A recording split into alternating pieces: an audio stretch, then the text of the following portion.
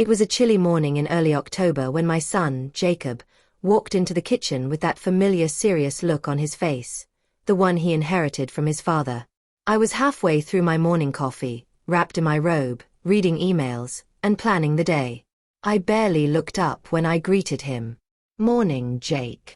"Morning, Mom," he replied, but his tone made me pause. There was hesitation in it, and that wasn't like him.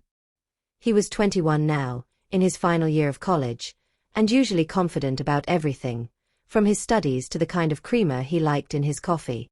But this time, he hovered by the counter, fiddling with the edge of his phone. "You okay?" I asked, putting the mug down.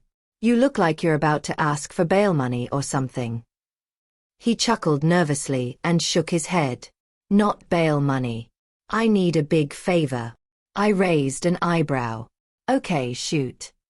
Jacob sat down across from me, elbows on the table, eyes scanning mine.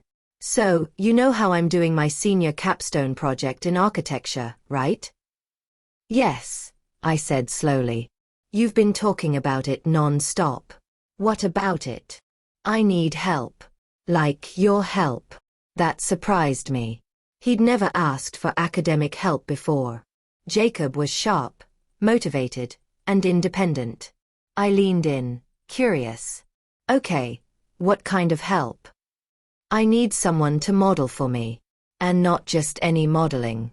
The project is about home and human connection.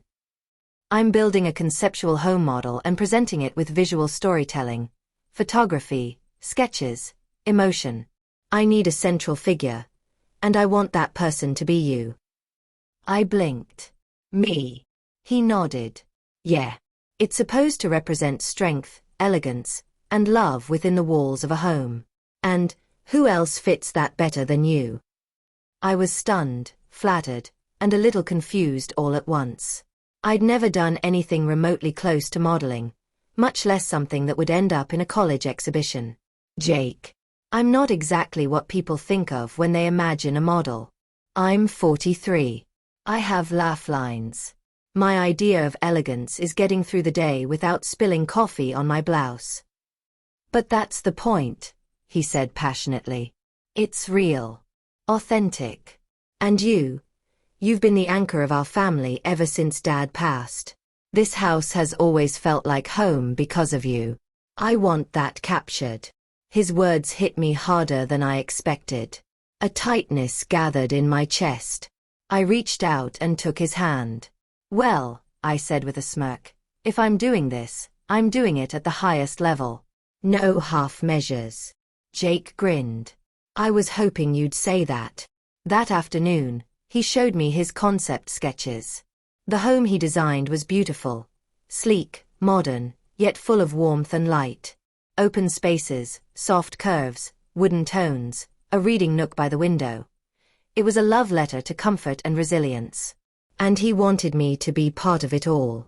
He hired a professional photographer from his school's art department. We scheduled shoots over the next 2 weeks. I spent time preparing, shopping for outfits, practicing poses in the mirror, even watching videos on how to model with emotion. I was nervous, yes, but something inside me awakened. It wasn't vanity. It was the joy of stepping into something new, something vulnerable and empowering. The first shoot was set in our living room. I wore a soft cream sweater, jeans, no makeup other than a little lip gloss. The photographer, Mia, encouraged me to relax, breathe, and just be. Jacob directed the mood. "Lean back on the couch.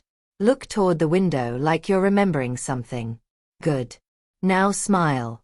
Softly. Think of something that makes you proud." I thought of Jacob as a baby. How he used to cling to my shirt while he slept. How he looked when he got his first A+ in high school. The memories washed over me, and apparently, the camera loved it. By the third shoot, we moved outdoors, to our garden, where I sat among sunflowers and lavender, the autumn light catching the silver in my hair. Jacob wanted the contrast. Nature meeting nurture. I felt beautiful in a way I hadn't in years. One day, I overheard Jacob talking to Mia while reviewing photos. "She makes this house feel alive," he said softly. I don't think I really understood that until now. My heart swelled. Maybe this whole thing wasn't just about a project. Maybe it was about us, reconnecting in this unexpected, artistic way. As parents, we often feel like we're fading into the background of our children's lives. But here I was, front and center, and he wanted me there. One evening, the shoot was more intimate. Jacob wanted shots of me doing mundane things, folding laundry, pouring tea, reading in bed. These moments, he said, are the soul of the home. It made me smile. He was starting to see what truly mattered. We laughed a lot. I messed up poses. He teased me for being stiff. I teased him for bossing me around. But every moment drew us closer. And through it all, I held myself to the highest standard. Not because I needed to be perfect, but because Jacob believed I could be. That trust lit a fire in me I didn't know I still had. As the deadline approached, Jacob began assembling everything. Photos, sketches, a short video montage with my voice narrating what home meant to me. His professor gave him permission to display his entire project in the front gallery of the college's design center. Opening night came. I wore a deep emerald dress that Jacob insisted I buy. It brings out your eyes, he said. The gallery was full of people. Students, faculty, friends. The walls were covered with images of me in various settings, paired with words like grace, endurance, stillness, and home. Near the center was a plaque that read, "The architecture of her, a tribute to my mother." Tears welled in my eyes. The feedback was overwhelming. Professors were moved. Strangers came up to me with kind words. But none of it compared to the moment Jacob hugged me tightly and whispered, "You made this real, Mom. You did it all at the highest level." In the weeks that followed, his project gained traction online. A design blog even featured it, calling it a breathtaking tribute to motherhood and space. But more than that, it changed something between us. We talked more, shared more. He asked for my opinions more often, and I gave them with pride.